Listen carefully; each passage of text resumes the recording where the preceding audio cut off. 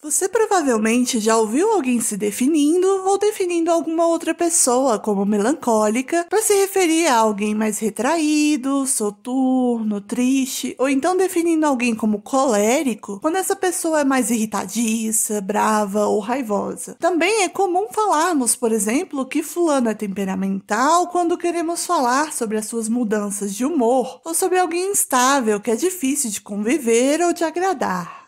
Estes termos são bastante comuns na cultura ocidental, mas você conhece a origem dessas ideias? No vídeo de hoje, vamos falar sobre uma teoria muito antiga e importante, tanto para o pensamento ocidental, como também para as origens da ciência que conhecemos hoje. Podemos, de certo modo, também considerá-la como uma tipologia, pois ela foi uma maneira importante de classificar, diferenciar, categorizar certas características humanas. Falaremos agora sobre a teoria dos 4 temperamentos, um conhecimento simbólico, que pode ser uma boa ferramenta para a humanidade moderna lidar com muitos de seus desafios.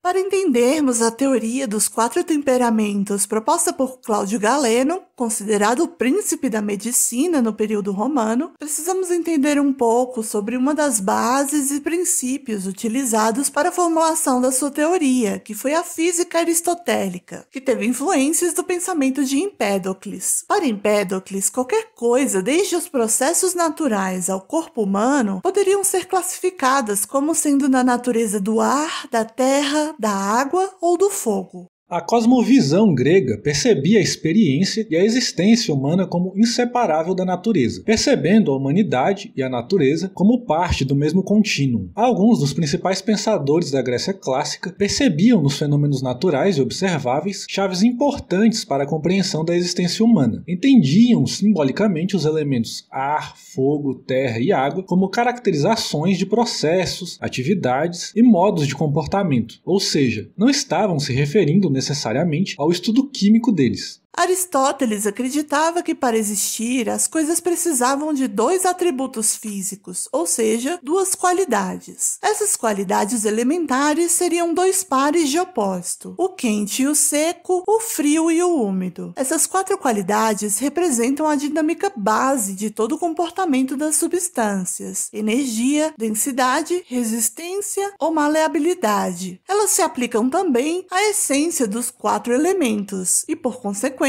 da matéria e do mundo material. As qualidades primordiais eram utilizadas então para descrever os componentes elementares de todo o fenômeno observável que eles estavam categorizando. Ao combinarem entre si, as qualidades primitivas definem os 4 elementos propostos pela teoria de Empédocles, retomada por Aristóteles. Neste pensamento, tudo que existe, ou todo ser, seria então um composto temporário dos 4 elementos em diferentes proporções, e a tensão entre os opostos seria a força que mantém as coisas juntas. Na visão aristotélica, os 4 elementos ocupariam determinado espaço e não seriam imutáveis, pois estariam em um estado de fluxo, onde um poderia se transformar para o outro, pela troca de uma de suas qualidades. Aristóteles se debruçou sobre o devir, pensando a natureza como sendo movimento, algo cíclico, que se transforma e que era composta pela mistura ou combinação de determinados atributos. O processo de mudança não seria aleatório ou progressivo, mas cíclico, onde uma qualidade ativa cinética, quente ou fria, é sempre emparelhada com uma qualidade passiva estática, úmida ou seca. Aristóteles chamou isso de processo de ser e de tornar-se. Os 4 temperamentos, assim como as 4 estações, também seriam formados por estes 4 princípios de energia, que formam os 4 elementos. A teoria dos temperamentos teve origem nos estudos de Hipócrates sobre os humores corporais, em meados de 460 a.C. Hipócrates construiu um modelo médico para estudo da saúde humana com base nos 4 elementos de Empédocles e Aristóteles, e correlacionou as características desses elementos aos 4 humores, do latim humor, fluido corporal, líquido. Nessa teoria dos humores, a nossa saúde seria avaliada de acordo com o equilíbrio entre os 4 principais fluidos orgânicos, sendo eles o sangue, a bile negra, a bile amarela e a fleuma. Hipócrates acreditava que o sangue possuía característica quente e úmida, pois seria armazenado no fígado e levado ao coração, onde se aqueceria. A bile amarela seria quente e seca, sendo secretada pelo fígado. A bile negra seria produzida no estômago e seria fria e seca. Já a fleuma seria as secreções encontradas nas mucosas e provinham do cérebro. Segundo ele, o equilíbrio entre estes humores poderia ser encontrado através da alimentação correta e adequada para cada tipo de desordem ou desnível destes fluidos. De acordo com as características de determinado alimento, seria possível alterar as características do organismo que o está ingerindo. No século II d.C., Cláudio Galeno, também conhecido como Galeno de Pérgamo, aprofundou o estudo da teoria dos temperamentos, empregando ela também na compreensão da personalidade humana, percebendo certas predisposições físicas, metabólicas, psicológicas, comportamentais e emocionais de acordo com os níveis de humores corporais. Galeno foi considerado o príncipe da medicina na época, sendo o principal médico de Marco Aurélio e um importante investigador da medicina. Segundo essa teoria, todos nós temos um pouco de cada temperamento. Porém, existirá um que será naturalmente predominante e que nos dará o nosso principal temperamento. O temperamento sanguíneo. Tendo como qualidades o quente e o úmido, este temperamento é representado pelo elemento ar. Associado a pessoas que são mais socialmente ativas e engajadas, apreciam estar no meio das pessoas e não se incomodam de ser o centro das atenções, sendo vistas como pessoas muito alegres, otimistas, dinâmicas, comunicativas, espontâneas, entusiasmadas e envolventes. Facilmente cativam e chamam a atenção dos que estão ao redor. Podem ser bastante charmosas e naturalmente atraentes. Em alguns casos, podem ser extravagantes. Espontâneas, ágeis e leves como o ar, as pessoas deste temperamento conseguem transitar e fluir de interesse em interesse, pessoas em pessoas, assuntos e assuntos com bastante rapidez. Estão bastante conectadas com o plano das ideias e do intelecto. Pessoas desse temperamento, por conta da qualidade quente, podem apresentar explosões de raiva ou mesmo uma forte sensibilidade, pois os tornarão mais reativos. Porém, isso tende a ser uma coisa de momento, porque essas pessoas geralmente não gostam de guardar mágoas. A qualidade úmida garante a esse tipo maior resiliência, adaptabilidade e receptividade às situações e ambientes em que estiver inserido. Por isso não se apegam muito aos problemas, desavenças e dificuldades.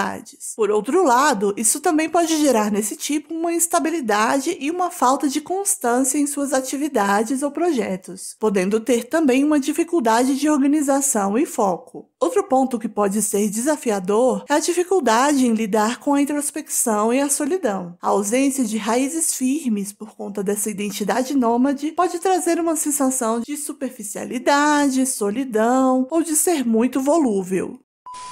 O temperamento colérico.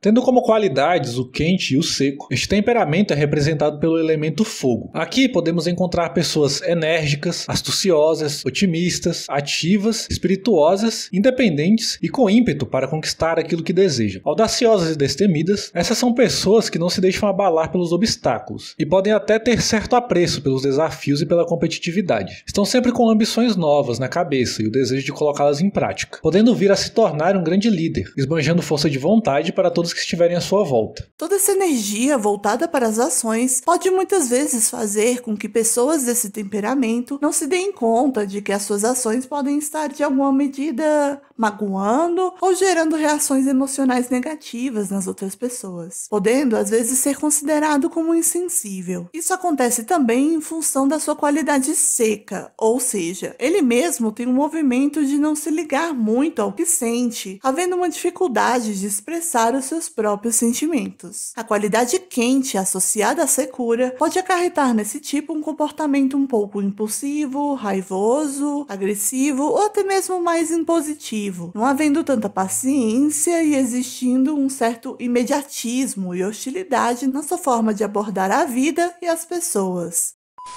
Temperamento melancólico. Tendo como qualidades o frio e o seco, este temperamento corresponde ao elemento terra. Este elemento é o mais denso dos 4, representando tudo que é sólido, robusto, lento, pesado e firme. Podemos transpor essas características para o temperamento, que resultará em uma pessoa consistente, ponderada, rígida e bastante centrada. As pessoas deste temperamento tendem a ser bastante reservadas, observadoras e analíticas. A sobriedade é bastante importante para quem é deste temperamento, pois não gostam de atitudes impensadas, levianas, irresponsáveis ou extravagantes. Podem ser bastante críticas e autocríticas, o que pode ocasionar em uma tendência pessimista. Obstinados e perseverantes, tendem a ser bastante responsáveis com seus compromissos e objetivos, buscando alcançá-los a longo prazo através de passos pequenos e constantes. Dedicados e abnegados, são capazes de muitos sacrifícios para conquistar seus propósitos. Às vezes, as pessoas desse temperamento podem, consciente ou inconscientemente, se colocarem em situações difíceis e sofridas. Podem ser bastante introspectivos e não tão sociáveis, pois acabam se distanciando ou tendo uma postura mais apática em relação às pessoas e às coisas externas. A qualidade seca aqui também pode trazer certa dificuldade em acessar os próprios sentimentos ou de se afetar diretamente pelos sentimentos alheios, o que às vezes pode o tornar um pouco ríspido, hostil, severo ou ranzinza. A qualidade fria deste temperamento pode contribuir para sua característica mais calculista, metódica, racional e minuciosa. A qualidade fria, aliada à secura, o torna bastante firme em seus propósitos e também bastante leal e fiel a si mesmo e aos poucos que ele decide cultivar em seu não tão extenso círculo de amizades. Outros aspectos que também podem ser bastante desafiadores para este temperamento é a dificuldade para lidar e se adaptar perante as adversidades e a dificuldade em suas relações com as outras pessoas, pois podem remoer bastante as situações negativas, fazendo com que ele possa ser rancoroso ou vingativo.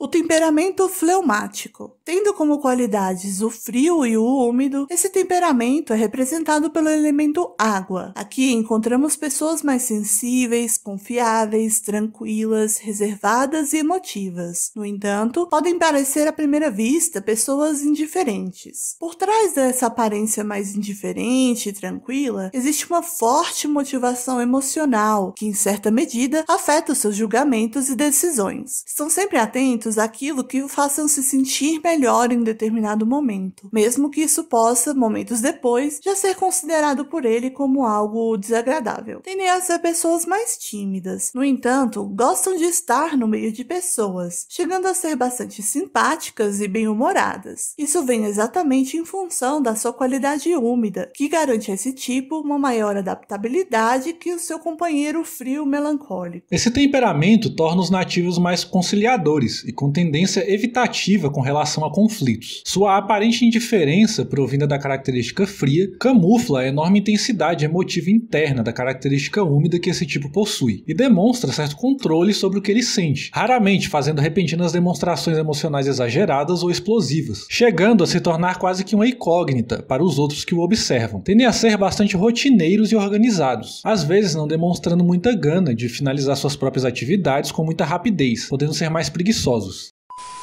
E aí, você se identificou com algum desses temperamentos? O nosso vídeo de hoje termina por aqui. Não esqueça de deixar o seu comentário falando sobre a sua opinião, sua percepção e também de deixar o seu like e de compartilhar o vídeo com quem você acha que tem interesse no assunto. Muito obrigada por nos acompanhar e até o próximo vídeo!